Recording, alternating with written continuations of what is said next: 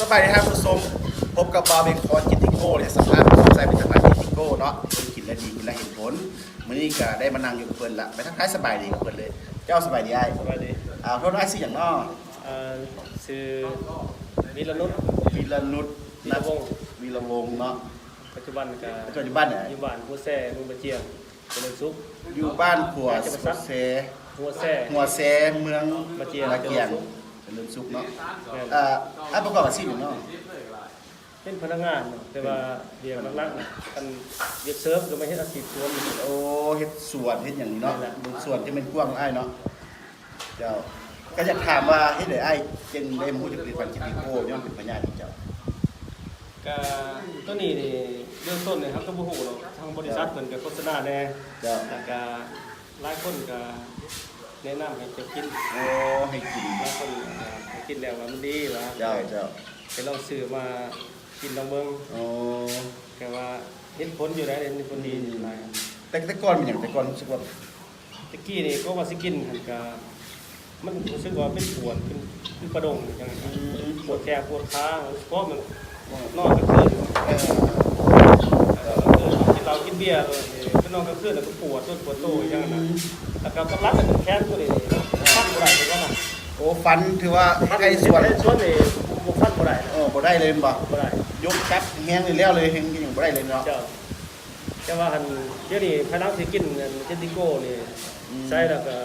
เป็นจังได๋ เดี๋ยวนี้ปกติเลยเดือนเฮ็ดนี่ได้ ให้นายส่วนได้ปกติเนาะ เจ้า ไอ้กิจกรรมอยู่ฮู้ว่ามันดีกับสุขภาพของอ้ายนะเจ้า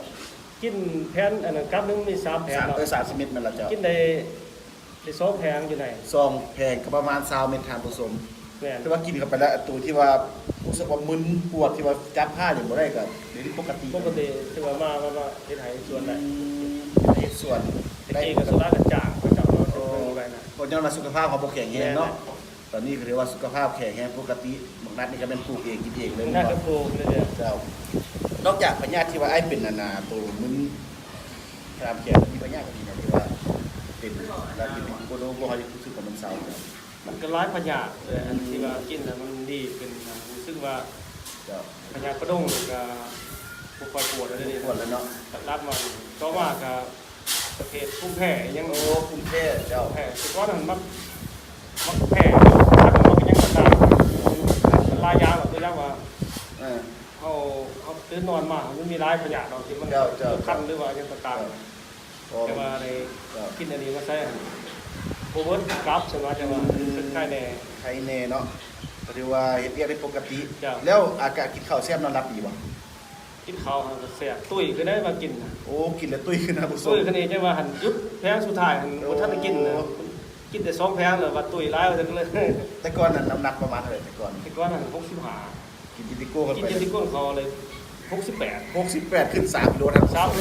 ที่ว่ากินข้าวแซ่บนอนหลับเนาะ เจ้าเลยนะ ที่ว่าตอนนี้ก็ถือว่าอันนี้ก็ปกติเพิ่นเนาะเฮ็ดให้เฮ็ดสวนได้ปกติถือว่าเรียนงานกับบ่ให้ขาดบกพร่องแล้วเนาะเพราะว่าสุขภาพดีขึ้นแล้วก็ถือว่าโอเคเนาะสุดท้ายนี่ก็อยากให้อ้ายฝากถึงทางบ้านเนาะที่เป็นญาติคืออ้ายเพราะว่าที่เป็นประดงเนาะแล้วก็ภูมิแพ้เนาะแล้วก็ได้ผลิตภัณฑ์จิติโก้ของเจ้าขอเสนอ ครับก็อยากแนะนำให้ท่านผู้ชมนั่นแหละเนาะต้องซื้อมากินเบิ่งว่าถ้าว่าบ่เชื่อนั่นก็ลองมื้อจะกลับอีหยังนั่นแหละ เจ้า ลองเบิ่งเพื่อประหยัดเขาเองนั่นแหละ เจ้า ก็สิบ่มีหยังหลายเนาะที่แต่ว่าให้ลองเบิ่งก็ได้ ลองมันเนาะ ครับ คือว่าทางจิติโก้เขาบ่ได้มาซื้อจ้างไอ้เนาะ เจ้า หรือว่าบ่ได้มาซื้อจ้างอันนี้ก็คือกินแล้วเห็นผลแท้เนาะ เจ้า คือว่าเฮ็ดเวียกเฮ็ดงานสวัสดิปกติได้เลยนี่เนาะ ปกติ แต่สุดท้ายนี่เขาก็ขอบใจหลายไอ้ให้ไอ้มีสุขภาพแข็งแรงอยู่เป็นคนใช้ครอบครัวให้มีคนเก่าด้วยเจ้า เจ้าครับ เจ้าขอบใจครับผู้ชมเจ้า